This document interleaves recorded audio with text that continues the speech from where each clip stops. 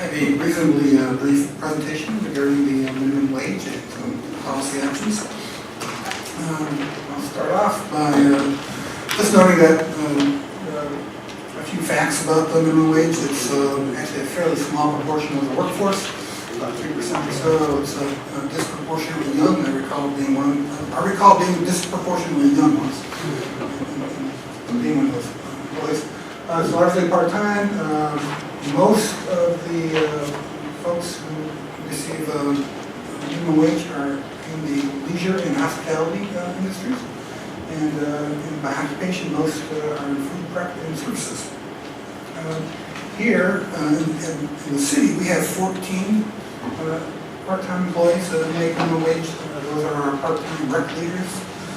They are all seasonal.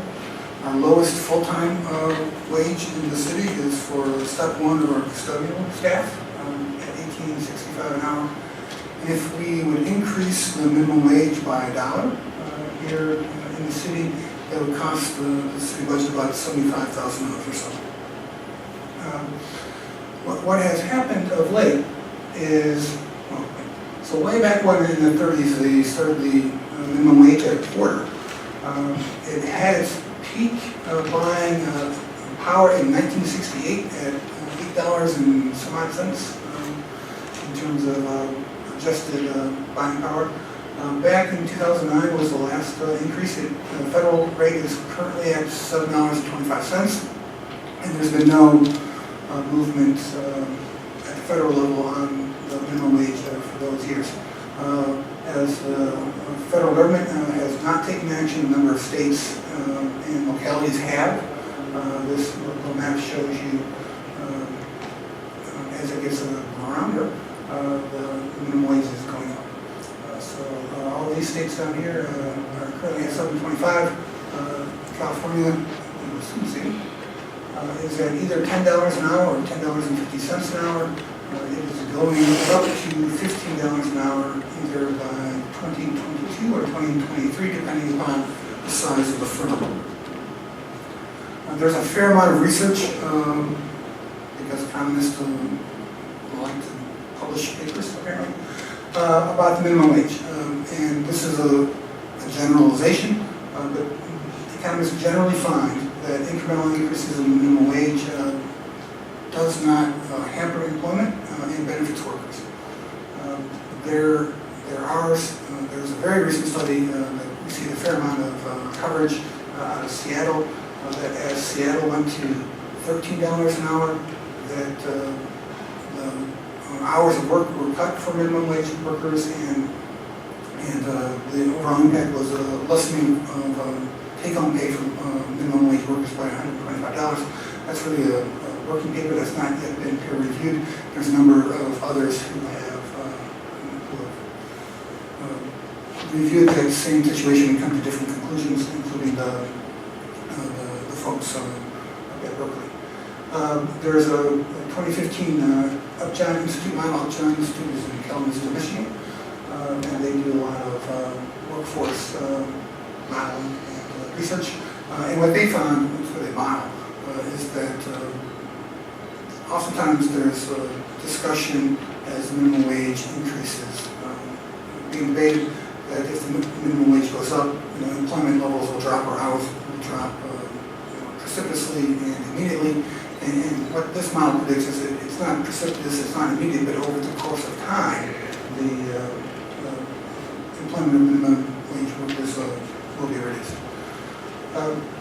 There's generally research that shows that increases in minimum wage costs are offset by reduced costs of employee turnover. This is industry dependent, and there are industries where this is more of an issue than others. Generally, reductions in turnover costs are less than the increase in minimum wage.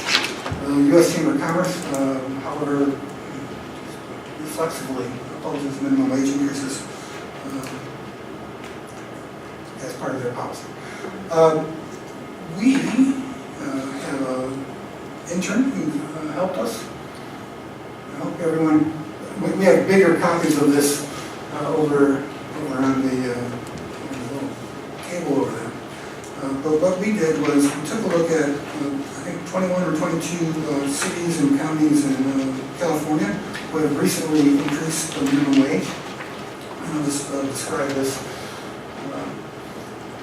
and point out the numbers because I have them at a little bit bigger scale. So we have the cities in our county here. We have what year they're in. This is there's a lot of numbers on this chart. We've really gotten even more number filled, except that the wage increases are generally incremental and phased in.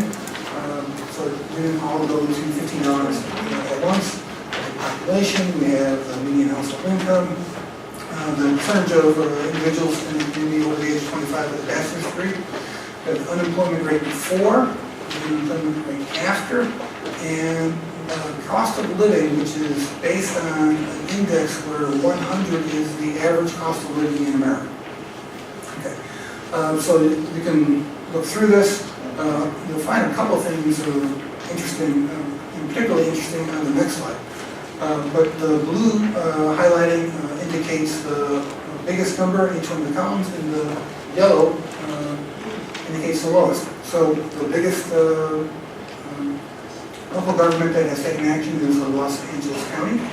The smallest local government is Emeryville at about 11,000 folks. The highest, shouldn't surprise anyone that the community with the highest percentage of adults with bachelor's degrees has the highest median wage. They also have the lowest unemployment. Something that's kind of interesting locally is that Seaside has, of all these comparable cities, comparable in that they either have or are thinking about increasing the minimum wage, has the lowest median family income and the lowest cost of living. Also has the lowest percentage of adults 25 with a bachelor's degree and the highest unemployment. When you go to the next slide, the thing that I was kind of interested in, the same slide, a couple notes, is that after all these cities in one county increased the minimum wage, the unemployment rate went down. The unemployment rate is just one measure of the health of the workforce in a locale, and there are other measures of economic vitality that the economists can measure, but it is interesting at least that they all went down. So I'm not saying that's causation, but there is some correlation that can be tested, and if you want me to break out the statistics of the textbook, I can do that. This is just this is what leaps out to me, is that this is, I think, the most impactful number to change on this graph, on this table. And as the city and CSU and we grow together, that every prospect for that number getting better, and then all these other numbers get better as well. So that's just a little bit of background on the minimum wage nationally and within the state. Just have two more slides. So the scope of the questions and the options for moving forward. And I've tried to simplify this as city managers don't want to do. So the city council has the ability to adopt an ordinance that can increase the minimum wage. If the city council wants to do that, you have to have discussions about should there be a differentiation on employment size, so that big companies, so the small mom and pops aren't as impacted maybe as the larger companies that have more capacity. You probably want to have a discussion about age. I was one of those proportionally young folks once, and I recall working for the minimum wage or less than the minimum wage. And as young people enter the workforce, one of the striking similarities in much of the research is the minimum wage job is oftentimes their very first job, and it leads to improvements in their work situation. So you don't want to overprice young employees of the labor market.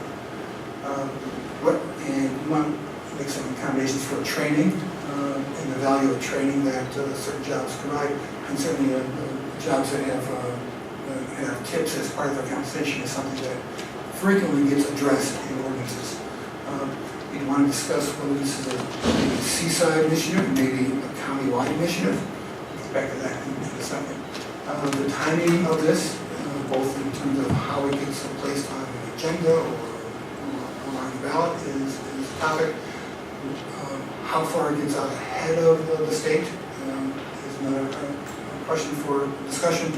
Another question for discussion is enforcement. I don't have a whole room of economists that are going to knock on doors, count employees, and see if they're paying the right wage. So this would likely be based on complaints. The enforcement would likely be based on complaints. And there's other topics, but those are the main topics that you normally find in a minimum wage ordinance. And then, pretty much the last slide, the options for moving forward include not talking about it tonight, but not adding it to the city's work plan. Unless there are 3 council members who want some specific action to move forward, staff really can't do much more after this evening. You could add it to a future agenda. You have the authority and power to adopt an ordinance. You could seek either an advisory ballot and or a ballot that actually decides the question. You could go out to the community and seek their input by way of petition. There could be an initiative. If enough people sign a petition, that petition could both be Seaside specific and or you could, working with others in the county, broaden it to the county. That would make certain that our citizens who work outside of the city of Seaside would have the same opportunity as the citizens who work inside the city of Seaside. You can study it further. You could create an ad hoc committee that could do the study for you, and then you can expand the effort. So those are sort of the options, the broad options. There may be others that I have highlighted. And that's my very brief presentation on the minimum wage and the options that the council has. And I'll leave you with a quote from one of our better presidents. Okay, questions for Mr. Mayor? You want to go first? You want to go to public first? Okay, let's hear from the public.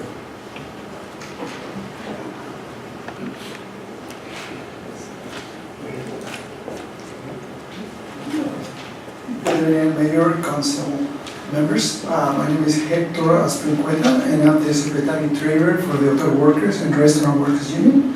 And we are here to support the advancement of this ordinance, and at one point being scheduled at the City Council. We represent hotel workers and food and beverage workers. Our members are predominantly immigrants and people of color. And many of them live in Seaside. Our members have living wages and good benefits thanks to their collective bargaining agreement. But this is not the case for many workers in the hospitality industry who are low wage or in poverty level jobs. Our members are proud to live here in Seaside and be part of the community that celebrates its diversity.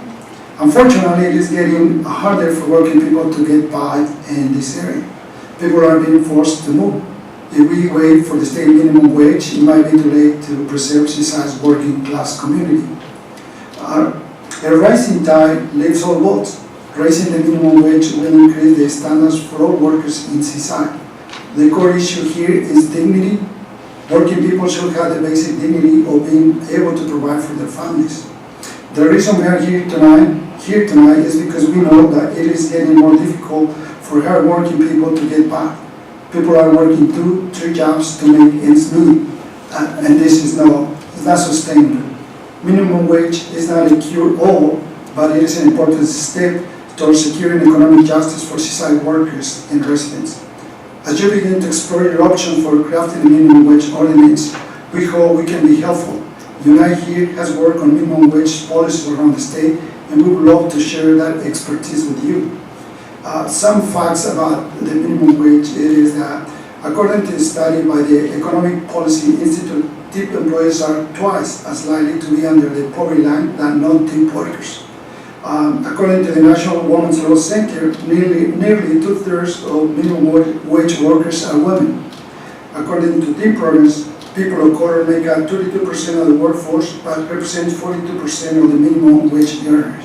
So I hope that you can consider to take this further and this make it become a reality for workers in Seaside.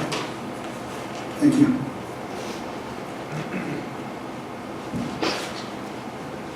Public comment?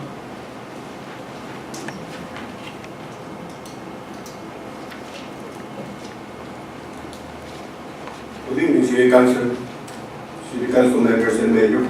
My name is Sergio Rego, President of United Local 483 Hospitality Workers Union, 21 years resident.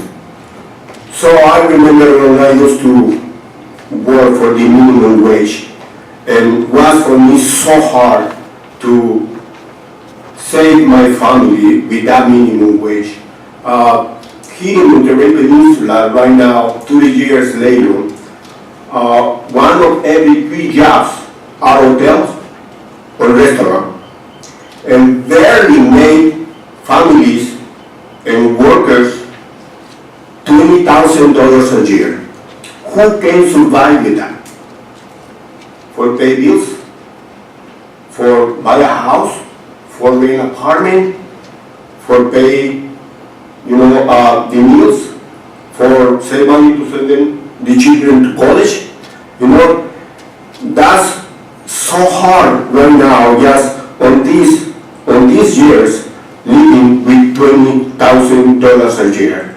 I support, and we support, this amendment to the city and recommend to do the right thing and increase the minimum wage. That can alleviate, not to fix, the old problem here in Monterrey Bay. Thank you so much.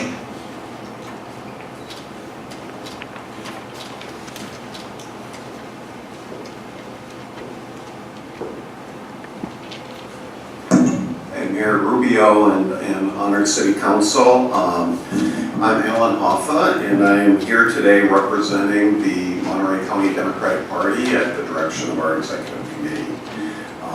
And we have over 7,000 registered Democrats in the city of Seaside. I wanted to highlight, first of all, I wanted to thank you. I wanted to thank your staff for a very balanced and informative presentation. And I wanted to thank all of you for creating a forum where people can discuss this issue and learn more about it. And hopefully it'll lead to action here. Hopefully it'll lead to action elsewhere in the county as well. In this report where the cities were highlighted, I noted that the one city that seemed the most like Seaside is Richmond, so I encourage you to take a look at that in terms of their average median household income, in terms of their education, and in terms of the cost of living. It's very, very similar. And as your city manager noted, in general, raising the minimum wage led to a reduction in unemployment. In the case of Richmond, it went from 10.10% down to 4.7%. So I think that's something to note. I also wanted to highlight the cost of living here. As most of you know, it's an expensive place to live. So if you consider what minimum wage means, at $10 an hour, that's $1,600 a month. The average rent in the city of Seaside for a 2-bedroom apartment is $1,500 a month. That means 93% of pre-tax income for somebody trying to survive here on the minimum wage would be going to housing. Obviously, that's not sustainable. Even at $15 an hour, which is $2,400 a month, it's over 60%. And typically, you want economists say you should spend about 30% of your household income on housing. So I think you have a lot to think about, but as an MPC professor, I see a lot of my students live here. A lot of them make minimum wage, and it's very, very difficult for them to survive. And many of them are finding it difficult to find housing at that wage. The last thing I would do is urge you to consider the real critical point, as your city manager mentioned, is the rate at which you implement this. The state is looking at basically another 7 years before we get to $15. In the meantime, how many people are going to be suffering? How many people are going to fall further and further behind? The other question is the size. So is it 25? Is it 50 employees? I think you need to explore what is that sweet spot. Thank you very much. Thank you.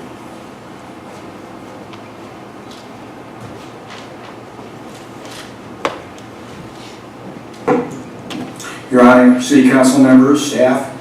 My name is Gary Curcio, and I am the Director of Government Affairs for the Monterey County Hospitality Association. We represent over 250 owner businesses and over 25,000 hospitality employees.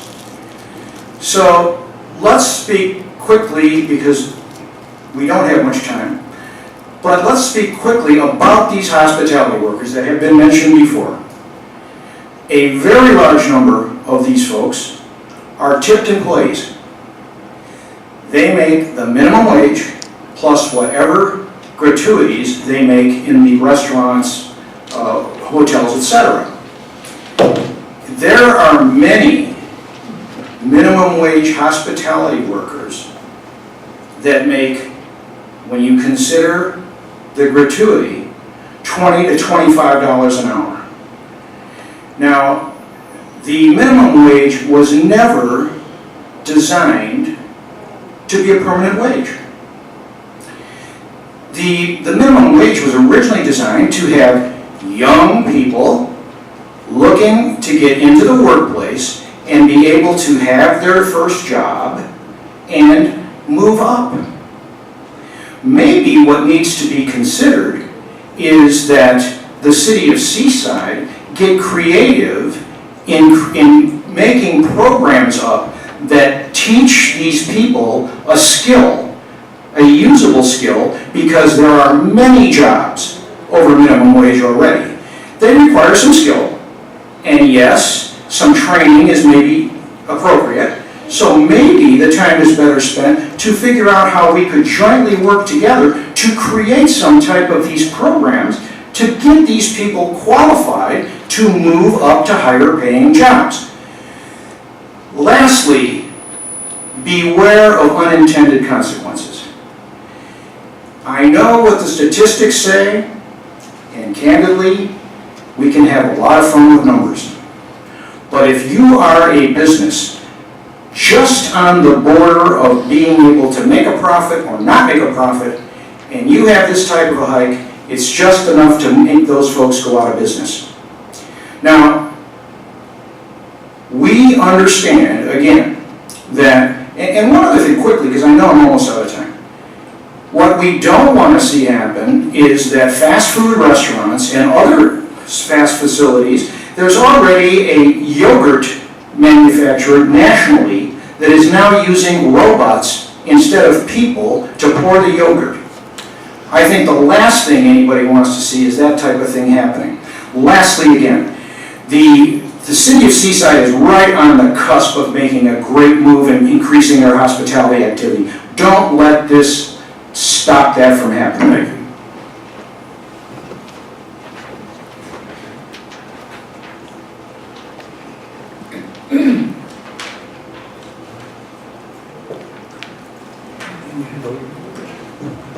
Good evening there, Council, I'm already on the record for supporting $15 an hour minimum wage, so we won't get into that. What I want to get into is that the city manager did an excellent presentation, very fair job about the numbers and statistics. So I encourage the council to allow him to give you guys the information on how to do the so-called steps and what is the impact for the businesses as you go along. Because that's the information everybody needs about how they can see their way through these steps. Just like the state is taking 7 years to do it. I don't know if you guys are going to do 6, 7, or do it at all. But my point is, you should be able to show us how the steps will work, how, not necessarily we're gonna get to 15, because that's at the end, but what happens at each step? What are we supposed to, unemployment rate would be at? But I think a lot of the criteria that he laid out are things, or markers that we need to have, and I think that will help the small business people see their way through this. I wouldn't necessarily say that just because they're mom and pops, they won't be in support of this. Don't write them off that way. But I think the information needs to be there. Thank you. Thank you. Any other public comment?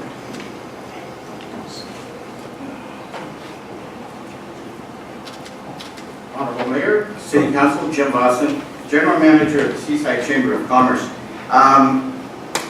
I understand that we should have a higher minimum wage, but we're facing a situation, I'm on Broadway, and I talk to the businesses there that are really disappointed, upset, very scared about the traffic on Lower Broadway right now.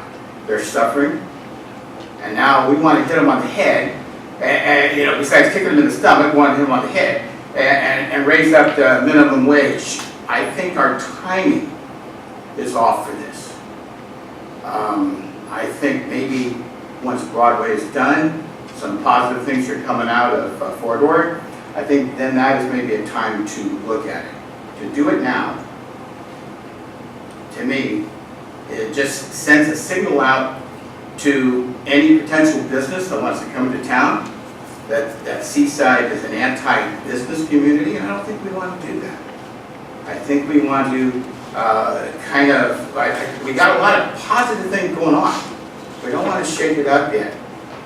Some of the business owners should take a lesson from like In-N-Out, where they start at a very higher minimum wage. They should take a look at that and why some of the other stores doing it. You know, you got McDonald's that always has help wanted signs on there. Maybe that's because they don't pay enough. Maybe they need to look at that. I just think the timing is off right now. That, you know, put this on the back burner for about a year. That's my thought. Thank you. I'm going to leave. I did do an email blast out to some of our businesses, and there's some copies for the council of some replies that came in within, I guess about a half an hour when I sent them out, just a few. And basically agree with me that this timing is not a good time.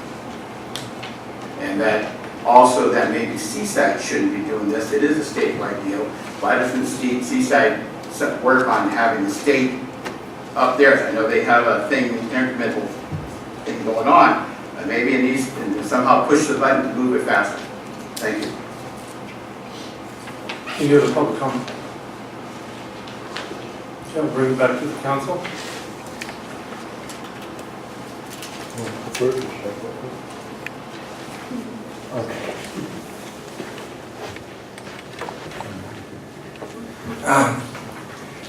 Thank you very much for sharing your thoughts. We really appreciate that. This is a very tough, hard considerations, and I'm glad it's in front of us tonight, but it truly has significant impact. As I mentioned to Ms. Jones as well as staff, I have lots of questions because there's not a lot known out there, so just to forewarn you. And also in the process, you know, I've talked to some employers and some residents and some employees, and some of my questions are pretty much their questions. I would say a percentage of them are mine, but they've also had serious concerns. So here we go. I guess the first one, tequila, so that's why I thought I'd go first. And to be upfront, we had a brief discussion, the only one I discussed about this, and my understanding is that we are looking at potentially but starting out at 15, if this is approved, starting out at $15 per hour. And it'd be only for 26 or more employees that the owner had. So that needs to be clarified in my mind a little bit. But now to the question, if you could answer that, that would help me out as we move forward. Let's see. It looked like on the chart, so I wrote it before, that about 4 cities had population of under 50,000. And like I say, just glancing at it. And then only one city, maybe two cities, had a median income lower, higher than ours. Is that true? Or am I, again, I'm just glancing at the numbers real quick. Seaside had the lowest median family income and was one of the smaller cities, but certainly not the smallest. Right. Okay, thank you. I hope it's all of our responsibilities is to represent the cities, our residents of Seaside first. A few years ago, in a report to the city council, and I don't remember the exact topic, but it showcased that the far large percentage of our residents worked outside the city of Seaside. It means like only 5-6% maybe that worked inside the city of Seaside. Let's see here. In your opinion,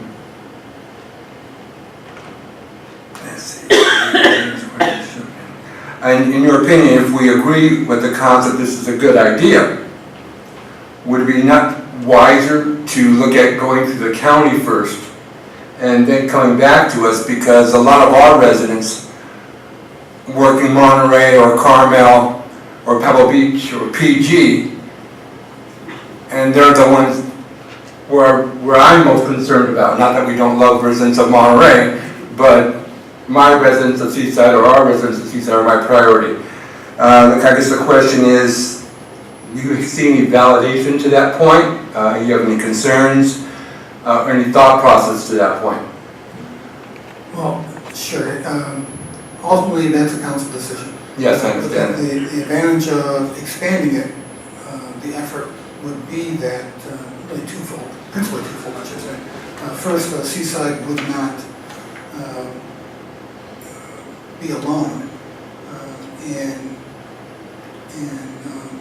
requiring a like business to charge more for its labor.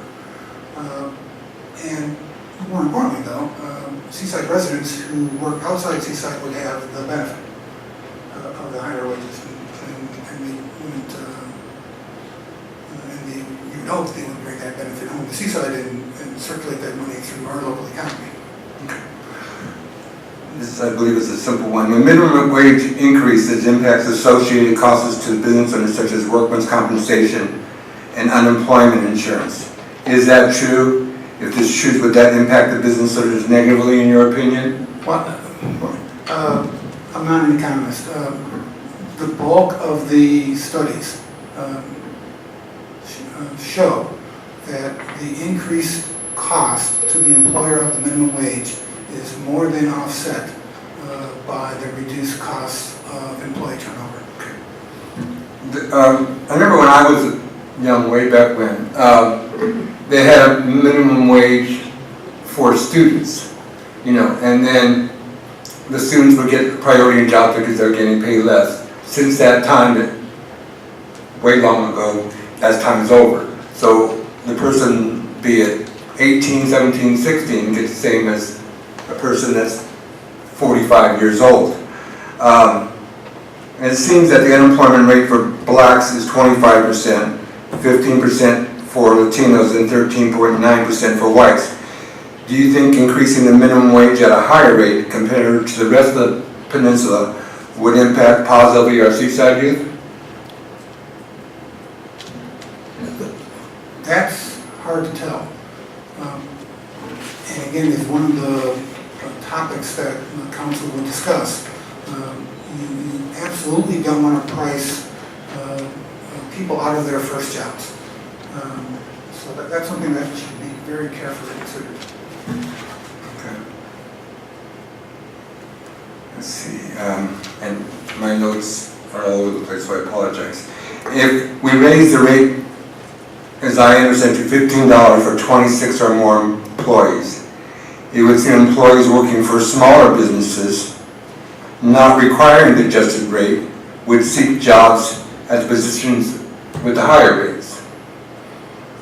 If this, you think, is true, which sort of kind of makes sense, if I'm working at my favorite restaurant, Jose's, making $11.50 an hour, and then I can get a job at McDonald's making $15 an hour, I would apply for that $15 to help it better afford my family. Do you think that's true, and do you think that could hurt small businesses? Here's what I do as a wage earner and as somebody who's responsible for a workforce. The compensation provided is only a part of the reason why people stay. I recall working for McDonald's at minimum wage, and I recall the odor I could not get off my body. In a report that I read by UC Berkeley, it stated that raising wages, and like you said, everybody has a different opinion.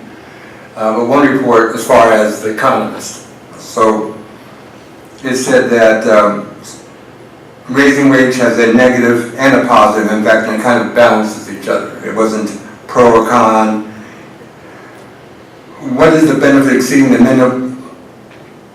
minimum wage guidelines when other peninsula cities are not?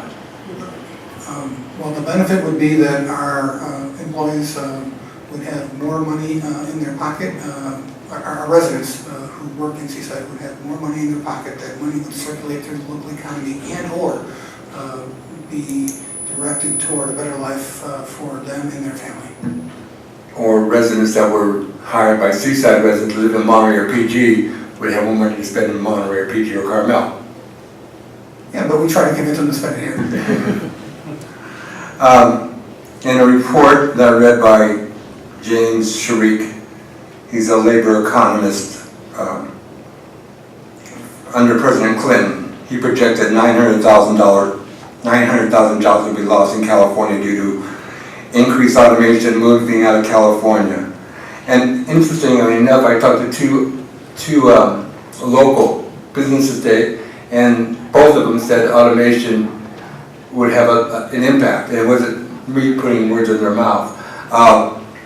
Do you think this is possible and hurt Seaside residents? Well, automation is on its own track and is really operating independently of the minimum wage. Except for very narrow segments of industry, it doesn't make a whole lot of sense to automate minimum wage jobs.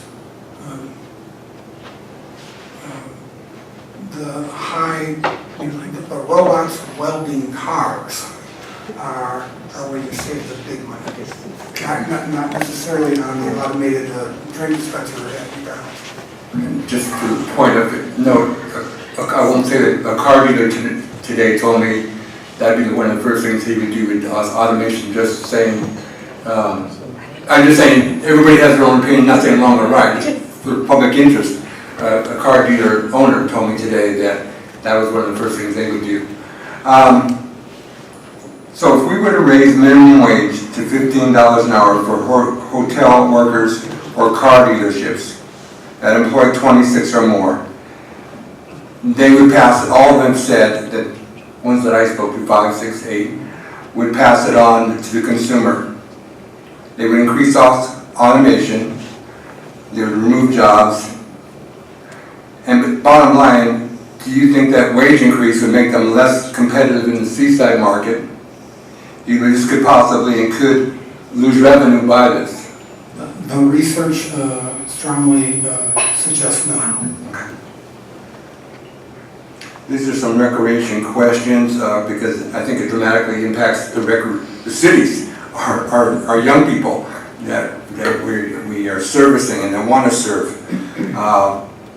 Services are extremely important as far as reducing crime and improving life and creating skills.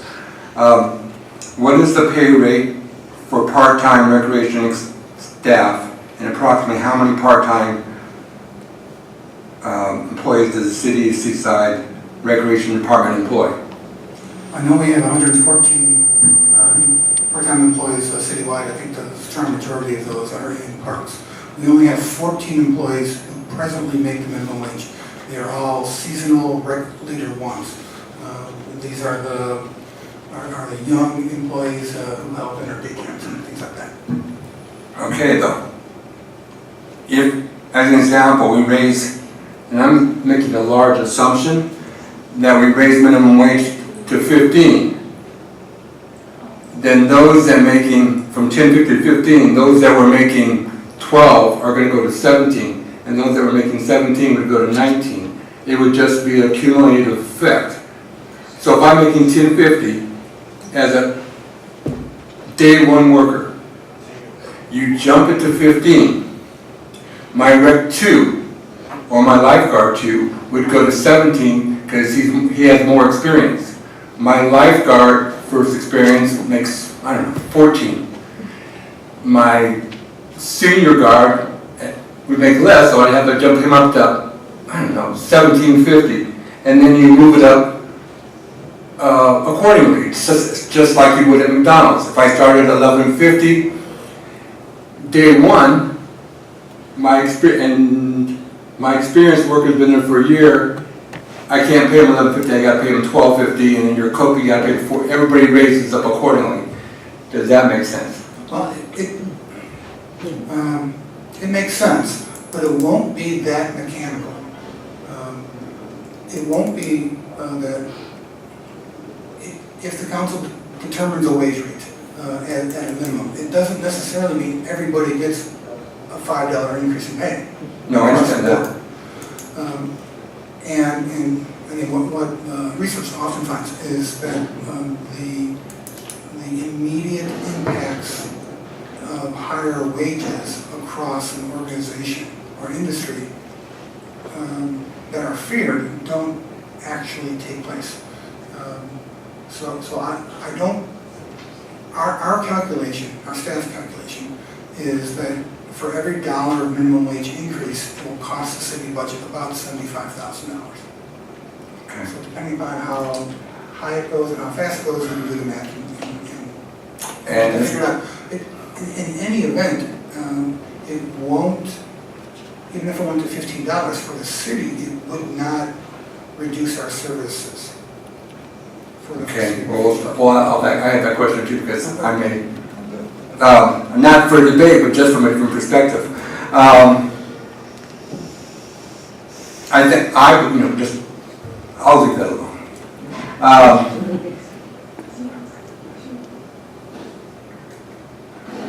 You would agree that if we increase no matter how you look at it, in your perspective, if we increase the rate of the salaries, it also impacts the unemployment insurance as well as the workman's comp insurance. Yes, but again, the same kind of impact at a fast food restaurant we are an option in the labor market as every other employer is, and our turnover in some of our positions is more than it should be, in part because of wages. I can't see off the top of my head though, but the calculations I read in looking through the budget, I saw the recreation budget, it's really a range, part-time is between $700,000 and $900,000. The way I looked at it, if you give everybody raises, because I believe you have to, just because of the way you should do things correctly, that's a minimum of 20%. And I think that's very conservative, extremely conservative. That's $180,000. And hopefully, if we decide to discuss this more, we can see some charts and look at this in a way that gives a real number. But the last thing, the last thing I would want to do is impact when we just decided to increase recreation services, and our history is not doing that. But to automatically, all of a sudden, we have to give all these raises so we can't provide these services. And I know that's not a goal, and of the city of Seaside at all. But for forever, our history is when we increase fees and things of that nature, when we increase cost, it always cuts back. Maybe this is a different time, a different generation, and you're doing an amazing job. But that is a concern. Do you see any concern related to that at all? I would not let that concern stand in the way of moving forward on this issue if you're a council member who's inclined to move forward. $180,000 is a manageable circumstance in our budget. Okay. And then my last question, because I think if we just do decide to move forward with this, that we provide as much information to the council as possible. It would be, I would appreciate and expect charts laying all that out that would showcase the cost, the impact, the dollar range, the progression, and the impact, and the potential gathering of that whatever amount of dollars, so that way programs that don't get cut, because when you cut programs, it's really bad on kids and really bad on seniors, and it really impacts negatively the community. And I don't want to go backwards, I want to go forward. Do you think that's doable, I guess? Absolutely. And that's all we'll ask now. Thank you so very much for your patience. Ms. Jones? I don't know. I forgot a pen, I'm not very prepared, I guess. No, I have I have a lot to say. So since I brought this forward, thanks. Since I brought this forward, I'll just give my vision, because I hear a lot of people talking about the restaurants and the small businesses. So the state's definition of a large business is 26 or more employees, and a small business is 25 or fewer. I would like to get the numbers from staff on what businesses on Broadway and just in Seaside have 26 or more employees. But my intent was not for this to apply in the same way to small businesses with 25 or fewer employees. Seattle and Santa Clara and cities all over the West Coast, sometimes they have different, they increase the minimum wage, but they go about it differently on two different paths. One way for large businesses, one way for small businesses. So I think that's an option that we can talk about. Also, I did appreciate Mr. Boston's point about the timing, because, and city manager can double check my facts, but Broadway is set to be unveiled around summer next year, is that right? Right, and this would be on the November ballot. That's my goal, is not for this to be an ordinance that the city just mandate that it go to a vote of the people. So Broadway would be done, and we would have a few months of seeing how successful Broadway is and the traffic before this came to the people. And you know, I would love to see this happen, but I will respect what the residents have to say.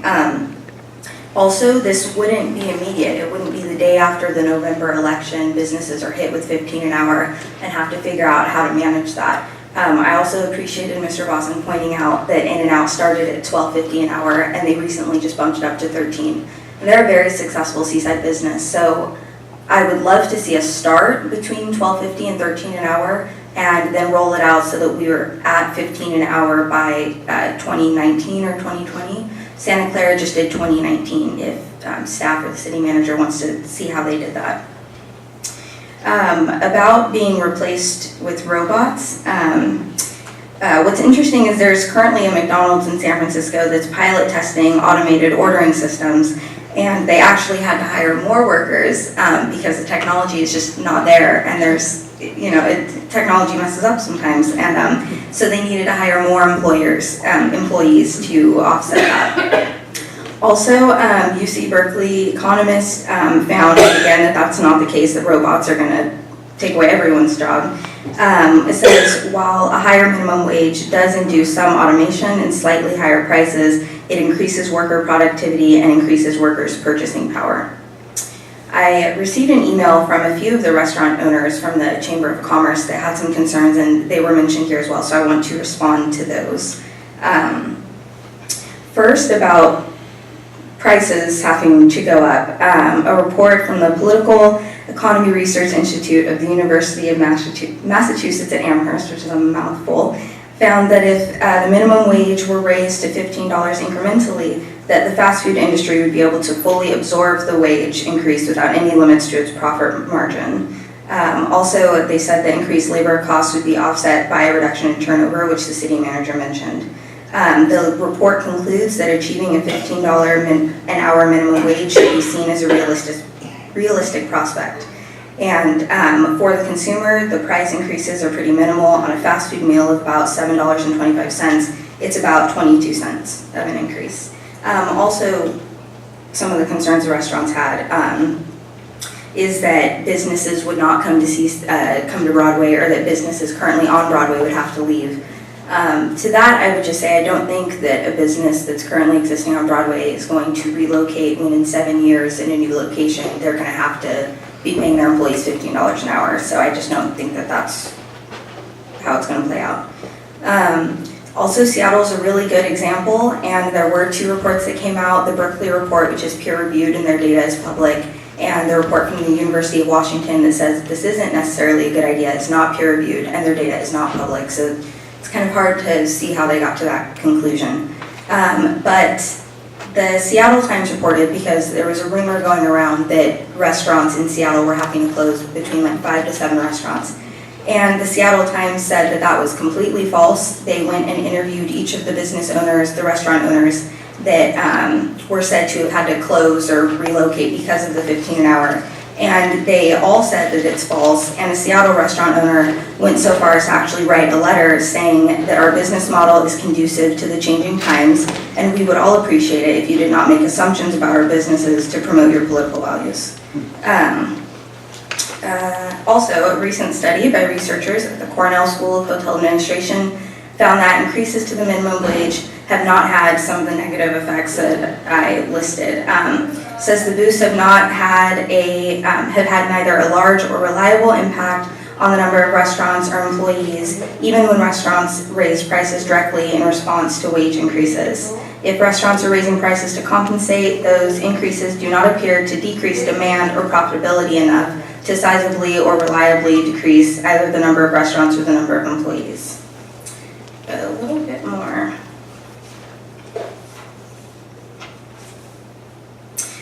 So like I said, I'd like to see us start with $12.50 an hour and roll this out incrementally.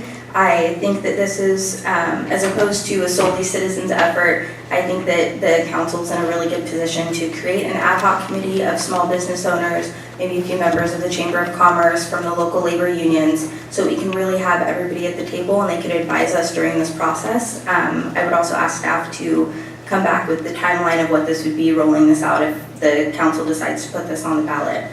And if it is on the ballot, do we get to define everything so when the voters vote, it's what we've decided up here. I did have one tiny issue with the presentation, and if the city manager can answer, but the U.S. Department of Labor showed that 55% of workers employed at or below the federal minimum wage are over 25 years old. So I feel, yeah, and I that's backed up by PolitiFact. So I feel like this is kind of painting a picture that they're just young people under the age of 24, but that's not what the Department of Labor said. And also PolitiFact ranked that claim as not exactly accurate. Another vision for this is I would not want to see this applied to workers under the age of 18. And that I think that maybe some people could come back and say that, well, then businesses will only hire people under the age of 18 so they don't have to pay higher prices. But, you know, young adults under the age of 18 can't work during school hours, so they're going to have to hire adults to do that. And they also can't work, I don't even think they can work 25-hour work weeks. So it's not like it's just going to be an attack of the teenagers taking everyone's jobs. So I want to point out how this could be good for jobs. The LA Times just reported on the Berkeley report, and they said California as a whole will actually gain jobs because of the minimum wage hike. They said the Berkeley report, if you all haven't read it, it's based on an economic model that predicts how much businesses will raise prices or replace humans with machines, and the likelihood that poor workers will spend all of their new paychecks. Using that model, researchers found that giving a low-wage worker a pay bump prompts them to spend more. So we can have more money in our local economy. If people don't have money in their pockets, they're not going to restaurants and they're not going to our small businesses. So that only increases the money in circulation, as the city manager mentioned. Another follow-up from the LA Times, they saw that in Fresno, which is one of the poorest communities in California, they recently did a minimum wage increase. And it said much of the economic activity in Fresno is agriculture and it happens on farms, and machines have been making more of a presence on farms. So the local labor force seems like it would be an easy target for automation, but that's not what the Berkeley report found. Also, this could be good for employers. Studies show that when the minimum wage is raised, that more people are brought into the pool of potential employees, which gives employers more of a choice of whom to hire, which again reduces turnover and helps employers save money. Let me see a little bit more.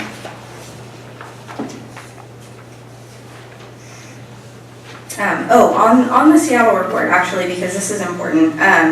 The Seattle report that the University of Washington did, the one that's not peer-reviewed and does not have public data, excluded 40% of employees of Seattle, and those employees worked at businesses with multiple locations, so chain retail stores, McDonald's, hotels, things like that. And that is those are the businesses that I'm really concerned about, and that's more of my direction, not our small businesses, but businesses that can afford to pay their workers more than $10 an hour. Another thing about the training, I'm not sure exactly, city manager, maybe you can explain what you're getting at about moving forward questions on training and tip exemptions? Sure. Some jobs, inherent value to the employee is the training that's delivered. So there could be some accommodation for jobs that invest significantly in the employee in training rather than in compensation. So do you mean if a job requires more training? If the employer is providing training that could advantage the worker in the future, you could craft an ordinance that would address that. Okay.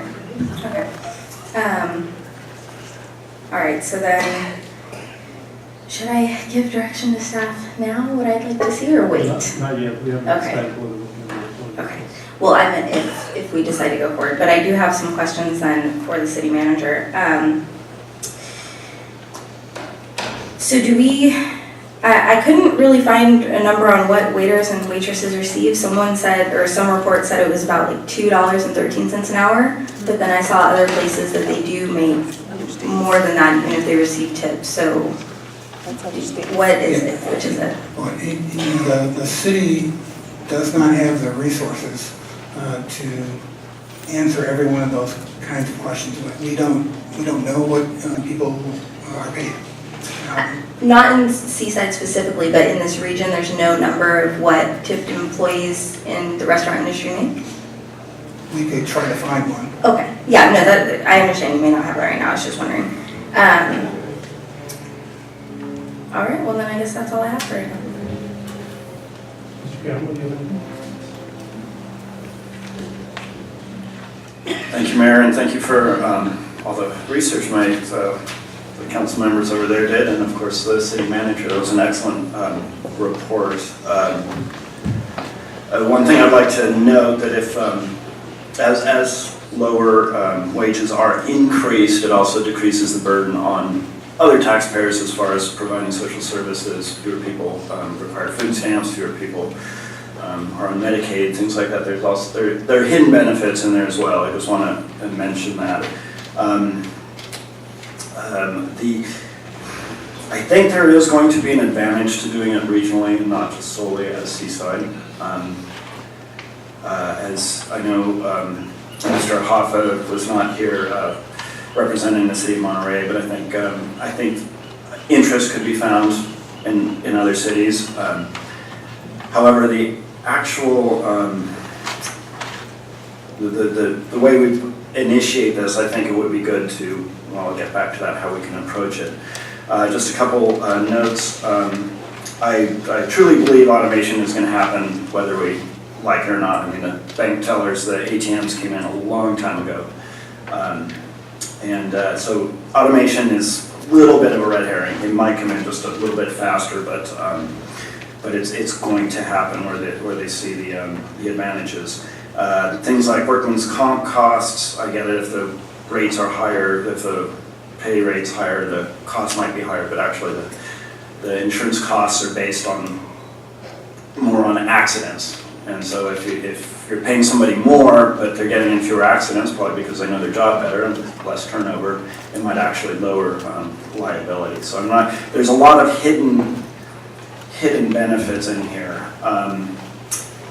I think the idea of an ad hoc committee is a really sound idea. I recognize that the city manager made it clear that this is not the workload that the city wants to take on right now, because it would be a large endeavor, especially when organizations such as Unite Here have offered to help, and other communities have done it. So I think an ad hoc committee, perhaps with the help of organizations like Unite Here, could really come up and hammer out these details about age of employees and the numbers of employees. I really don't think we have that many employers in Seaside who have more than 25 employees, and there's a good chance they pay better than minimum wage anyway. A quick note on the tipped employees, such as waiters and waitresses. Let's say if they make $20 to $25 an hour, I just pulled this out of these numbers. I think if let's say we raise minimum wage, maybe $3 an hour, that would represent maybe a 10 to 15% increase in their overall wage, which that's significant. But the person making minimum wage, let's say he's making $11 an hour state minimum wage, and he gets a $3 an hour bump. That's significant. So I mean, it turns into a 25-30% raise. So it's just the fact that people who are already making more might see a little bit of a benefit. Just proportionally, it's not as much as these low income people. Let's see. So the last thing is just philosophy here. I think we've seen years, probably decades of what's called the trickle-down economy, where you provide as much wealth to the higher end as possible, and they get to hire more people, or they wash their cars more often and gives car washers more work. I kind of subscribe to, I've named it the bubble up economy. I'd like to see the car washers actually make more money. I'd like to, if they make, $40 more a week or whatever, they might be able to hire a babysitter, go out to that restaurant that's suffering because they're paying their employees a little more, and maybe go out to a movie. I think it's, the arguments have been made very clearly here that this actually stimulates the economy. You can go to many other countries that have much higher minimum wages than we do, and you can see they're doing quite well. So I am looking forward to coming up with a plan to perhaps form an ad hoc committee, can hammer out some of these details, and bring it back to the council. Thank you. First of all, I want to thank staff and city manager for putting together the presentation, getting me this information. It was very balanced. I would like to see this come back because I think there's a lot of information we don't have right now. And, my colleagues up here have asked some great questions and I've answered some of my questions in as much.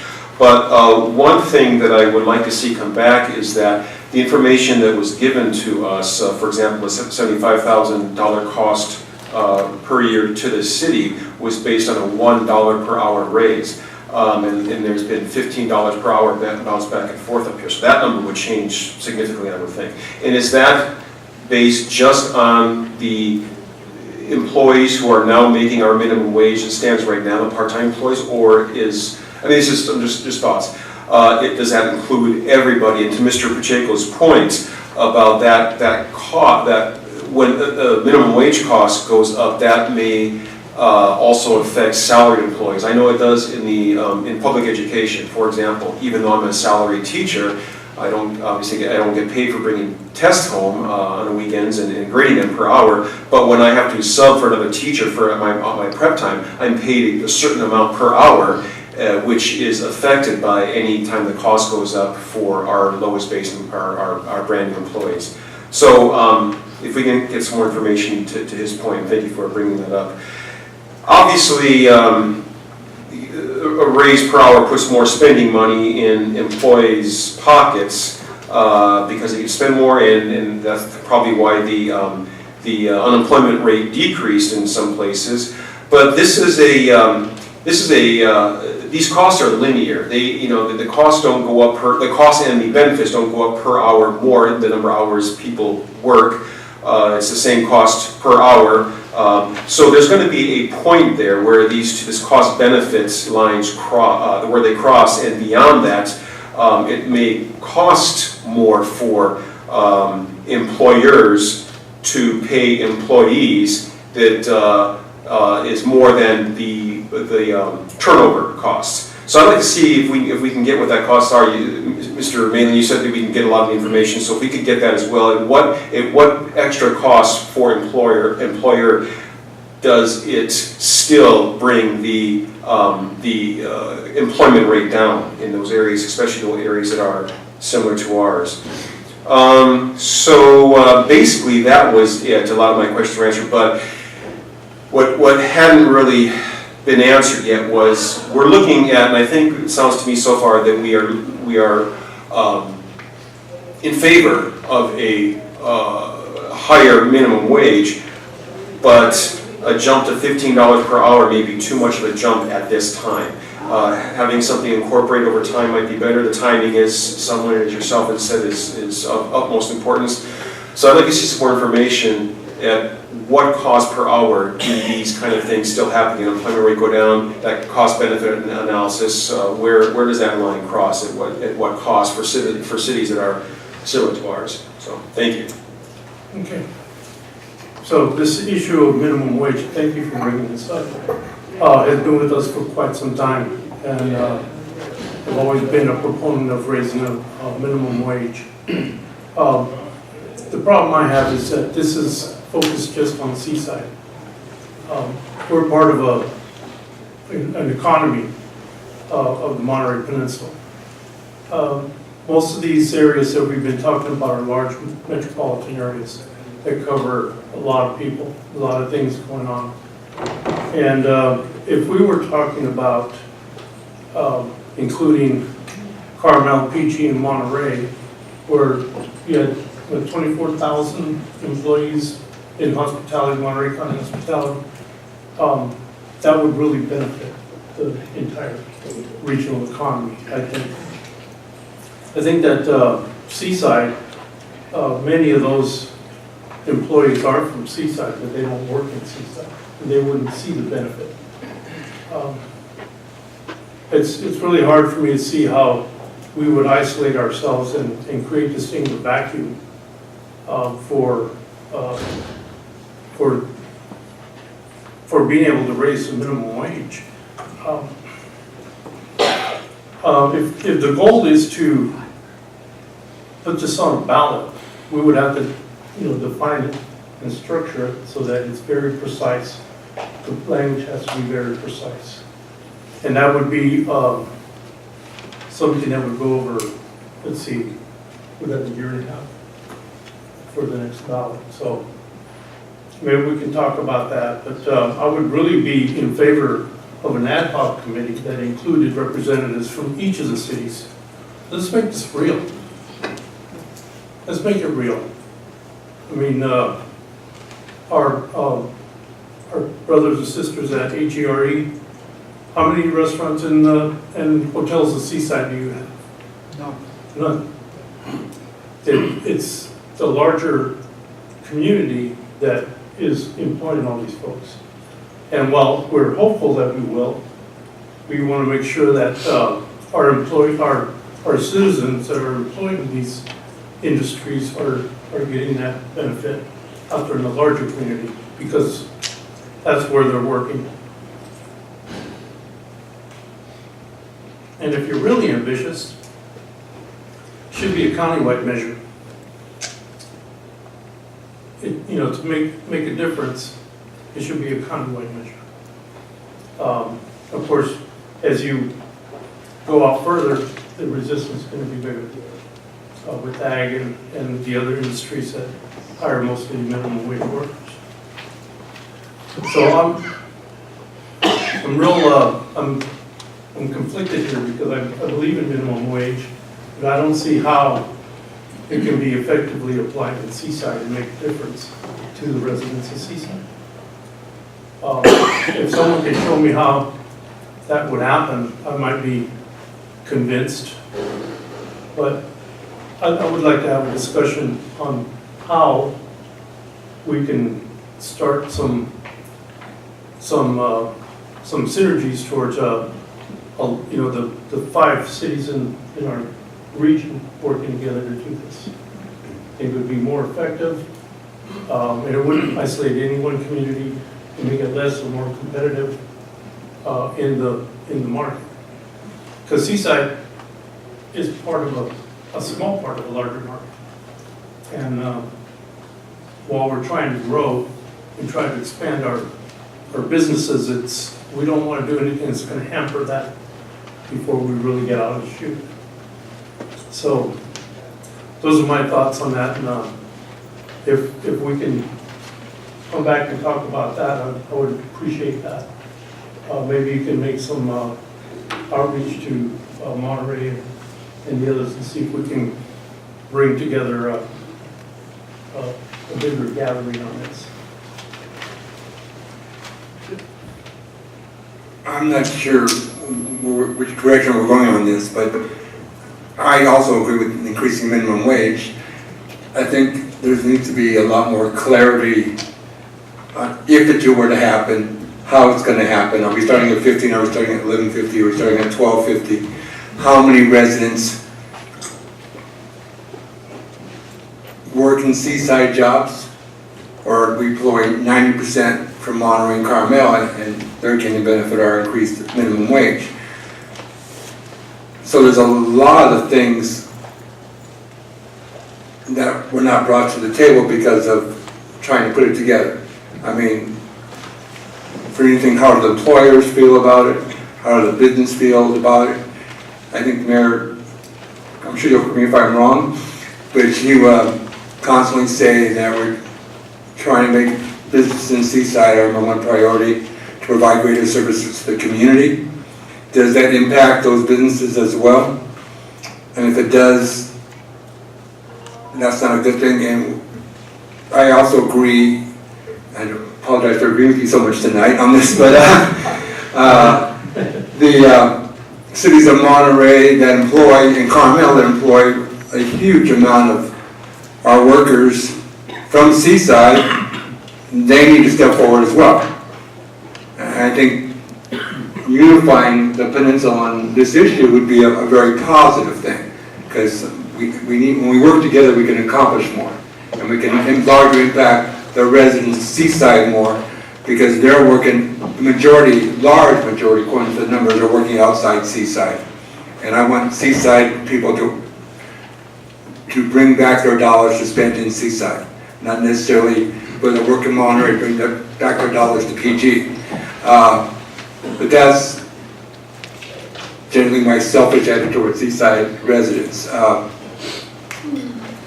But whichever way we go, I'm for it if it impacts a larger crowd and we get really, really into the nuts and bolts, and a lot of people are brought to the table to figure out what the real numbers are rather than the numbers that we don't know.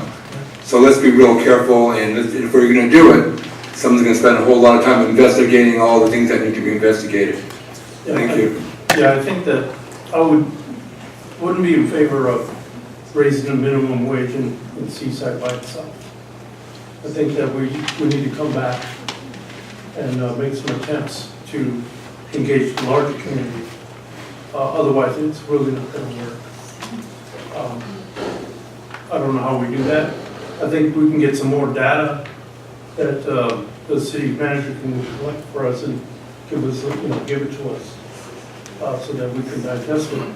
Some of the data on how the businesses are operating in the county is available through the Workforce Investment Board. That's a little more granular look at that stuff. And maybe we can have an ad hoc committee of the council to start working on that. Would you like to be on that committee?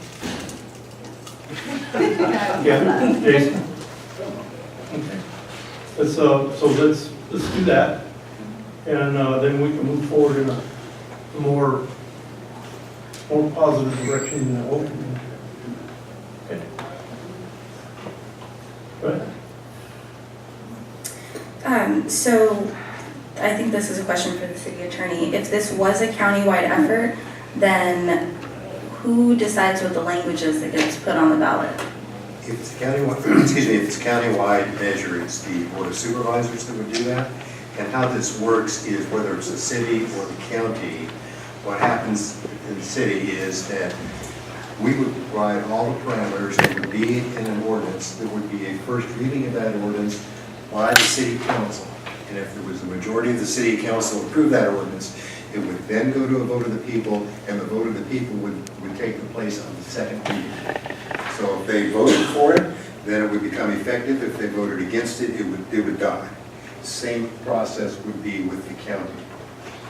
Okay. So city manager, is it possible, I like the ideas that the mayor had. Is it possible to do another study session in a few meetings from now to get some of these questions answered? Because I still would like to have a conversation about a countywide effort, which I would love if all of the cities in the county could do this. But I think that if this is a county, I don't know, I don't agree that if all the cities don't get on board, that Seaside does nothing. Our residents are still going to be, making starvation wages. That's just what $10 an hour is. So if we could come back and do another study session with both of those options, pro, con, so that I can understand more and, have some more of my questions answered, that would be great. One of the things that I was thinking about, county is, and if we want to really get out there, but if we could get the peninsula cities engaged, that would be a really good first step.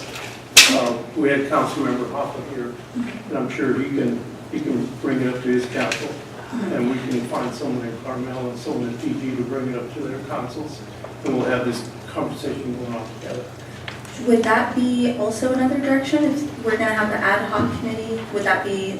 Okay. Well, the ad hoc committee can consider that. Oh, okay. So what I've heard and trying to distill is an ad hoc committee was created. You all saw it happen. Councilman Jones, Councilman Camp. We'll have a discussion. We'll schedule a discussion. I think you want to take the first run at Monterey, Carmel, PG. See if we gain any traction, intervening someone similar to this. And then if that happens, then you would think through how that works best on the peninsula. And because there's enough time to go through that process, if that doesn't happen, you can either try to elevate it to the county, which I just foresee significant challenges given the influence of ag. Almost not worth trying. I don't want to be negative, but I want to be positive about Seaside's success. So I think we take a run at the peninsula cities, and then if we don't gain any traction there, we can bring it back for another discussion here. Yeah. Just real quick, I approve the direction this is going. I just want to make it clear, since this is public discussion, that I certainly I haven't seen any harm in the idea that if we go it alone, it's going to be, it's going to hurt Seaside. So I'm not, I would like to see it be a more regional effort, but I'm not at all saying that Seaside can't do it alone. Yeah, the aim would be for each of the city councils to have an ad hoc committee. If we can get them to do that, then the ad hoc committees can meet together and start working for it. Okay, very good.